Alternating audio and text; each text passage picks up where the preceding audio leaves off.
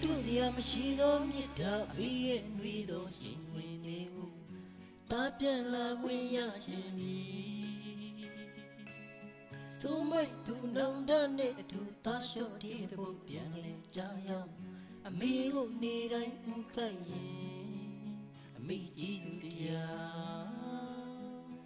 တာတနေ့မှပြန်ဆက်ခွင့်ကိုသာတာဘဝမှာမျောလင့်ထားဆုံးရာလွန်လို့ရင်မကူလိုက်တဲ့အမေပြီးတော့နေကြည်ပေါ်ဆိုရင်တားလိုက်မတယောက်ဖြစ်ရှင်နေအမေကိုစွန့်သွားခဲ့သူတားလေးတနေ့မှမပြောအောင်မေတားရုပ်ကြည့်ချက်နုပညာဒီလမ်းပေါ်မှာဘဝထိပ်ပဲဆန်တဲ့ရှင်တွေဆို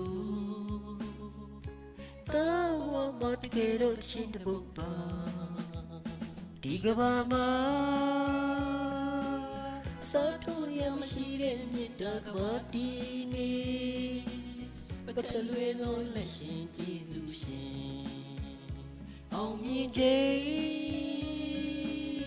ရောက်တော့မေမနဲ့ဖန်တိုင်းမှာမိမိမူဖြစ်တဲ့အလွမ်းနဲ့ကျူနေမှာ